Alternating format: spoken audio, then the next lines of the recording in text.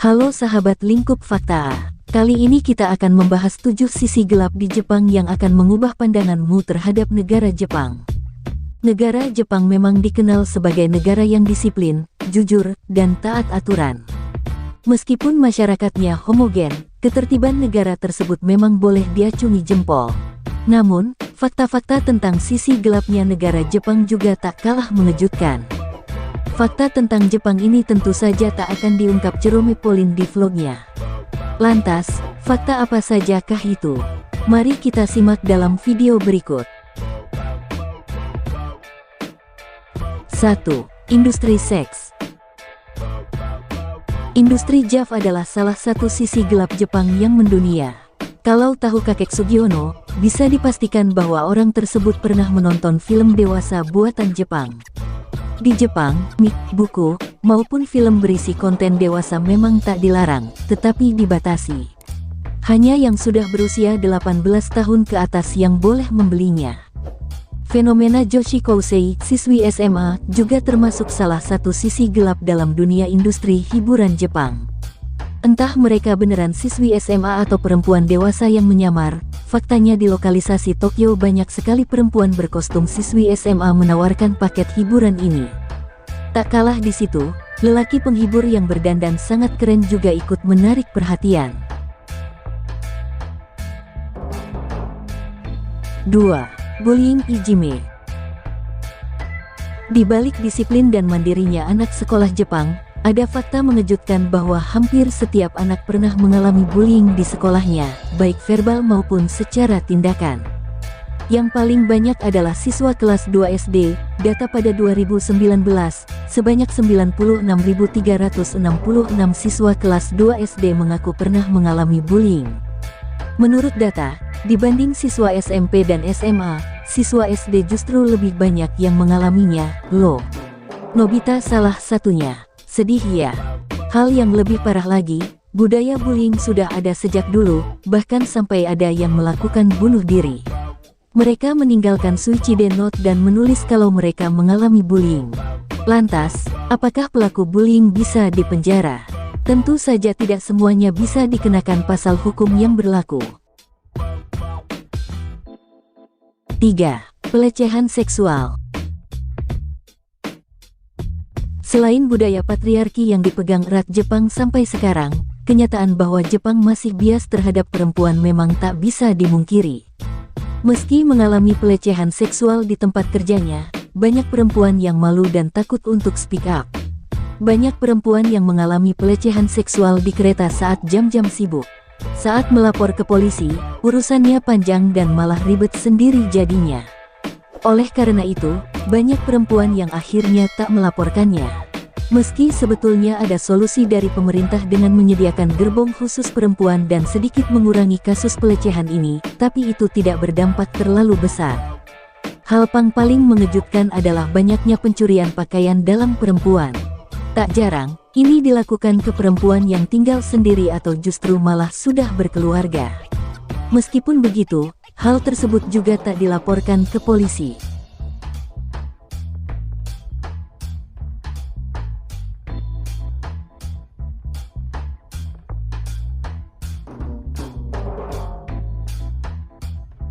4. Kriminalitas.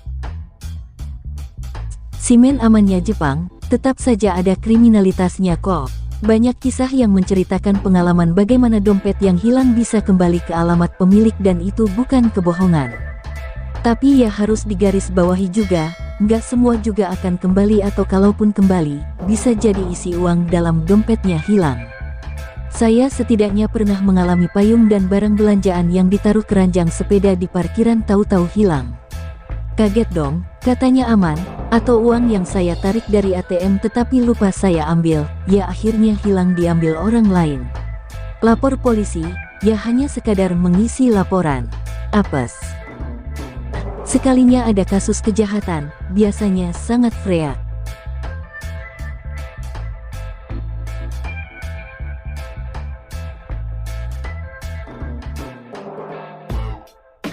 5. Jaga jarak dengan orang asing. Kalau ini sih harus siap mental sebelum merantau ke negara Jepang. diskriminasi singgah, tetapi mereka memilih untuk jaga jarak dengan orang asing. Kalau yang nggak terpaksa sekali, mereka memilih nggak berurusan. Ini antara mereka nggak percaya diri atau memang nggak mau repot sih. Atau ya memang dasar orang Jepang itu individualismenya tinggi. Alasan kesibukan dan kendala bahasa mungkin menjadi alasan mereka susah bergaul dengan orang asing. Bagi pekerja migran pun sama. Butuh waktu lama agar pekerja Jepang bisa menerima pekerja migran asing.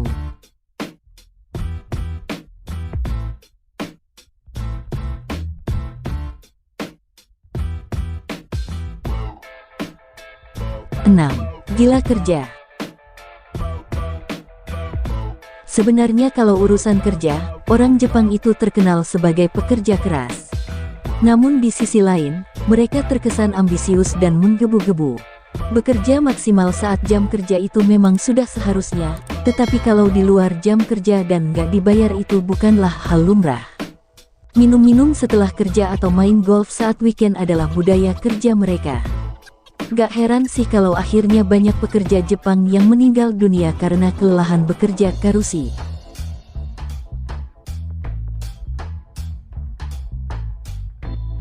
Tujuh, gelandangan. Tadinya saya pikir negara Jepang adalah negara maju yang rakyatnya nggak mungkin ada yang miskin. Akan tetapi, pemikiran itu hilang saat melihat sendiri ternyata ada tunawisma di Osaka dan Tokyo. Siang hari mereka mungkin bersembunyi, tetapi saat malam hari mereka mulai tidur di bawah jembatan layang, stasiun, bantaran sungai, atau taman kota. Berita tentang pemerintah Jepang yang menertibkan gelandangan di Tokyo menjelang Olimpiade Tokyo kemarin juga sempat viral. Kota Kamagasaki berganti nama menjadi Airin-Chiku yang terletak di Nishinariku. Osaka juga menjadi topik kalau membicarakan kemiskinan di Jepang. Kalau merunut sejarahnya, pada 1960-an Kamagasaki merupakan tempat para pekerja buruh harian lepas seluruh Jepang yang ingin mencari pekerjaan harian. Mereka merupakan pekerja non-terampil sehingga rela dibayar murah. Menurut data, pada tahun 2012 sampai tahun 2016 ada sekitar 6.235 tunawisma yang tersebar di seluruh Jepang dan terbanyak ada di Osaka dan Tokyo. Agak miris sih, karena sebenarnya di Jepang juga banyak lowongan pekerjaan. Akan tetapi, lagi-lagi kalau tanpa keterampilan, tentu saja nggak bisa dipekerjakan. Alih-alih, pemerintah Jepang malah mengimpor pekerja asing padahal banyak pengangguran. Oke sahabat lingkup fakta, setidaknya 7 fakta tersebut mengingatkan kita bahwa di balik indahnya wisata dan majunya negara Jepang, ada sisi gelap yang menjadi persoalan tersendiri.